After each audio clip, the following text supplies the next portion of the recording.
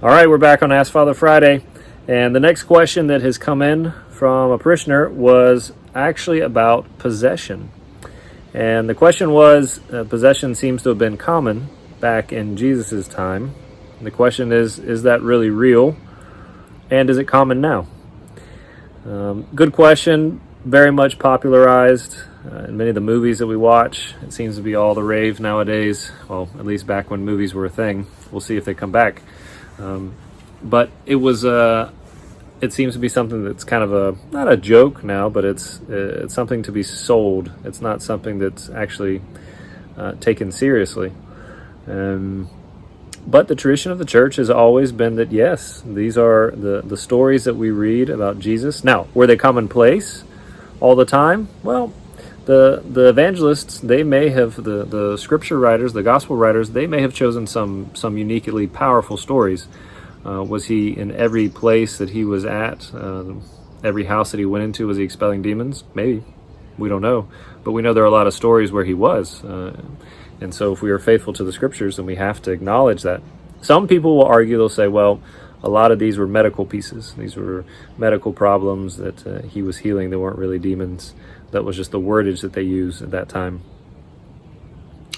Not to get into that here, but there are some very explicit stories where he has to quiet the person who was possessed by a demon because they were going to say things that the world wasn't ready for yet. They were trying to acknowledge who he was, and it wasn't the right time.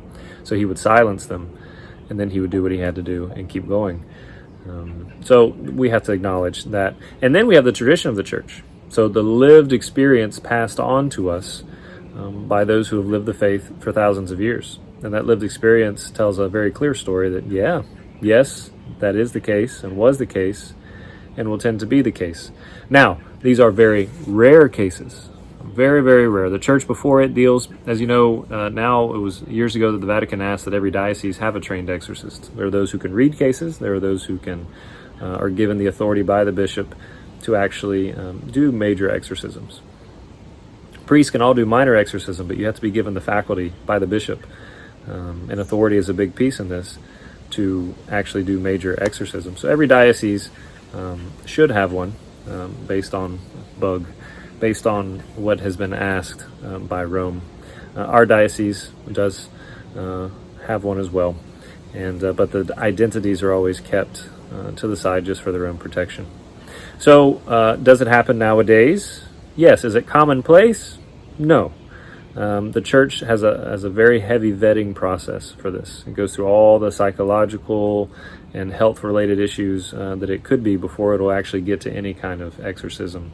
So we always try and vet very well before it gets to that level. That being said, we're always attentive to the spiritual signs that may be out, because there are different levels as you study these kinds of. There are different levels. Possession is the most rare and most difficult case. Most oftentimes, if it's something involved in a place, you'll have something like an infestation, which is a word where there's some malevolent force that is acting on a particular place. That's what we'll go and do house blessings if crazy things are going on, or a particular object or place. That's where it's focused on. And then you have kinds of obsession or oppression where it oppresses the person. That's not a possession, but it's something that's kind of weighing down on the person or attacking certain characteristics or times. So then we're looking at the different levels and the way that some, whether you call it a demon or a devil, some spiritual fallen angel may be affecting a person. And so those things we pay attention to as well. So there are different levels, but did it happen back in the day? Yeah. Especially with all the pagan religions going around that were worshiping things that we would call nothing less than fallen angels or demons.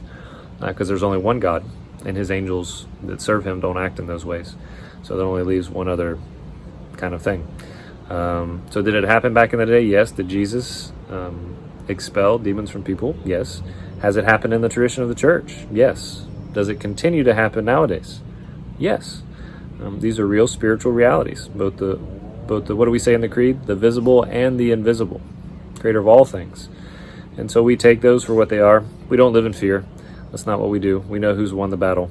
But sometimes, for one reason or another, we have to deal with these forces that are beyond ourselves. But we have the power, the cross, the God who stands beside us, and the saints and his mother who always walk with us in this battle, as we have seen that are powerful weapons over time in this area.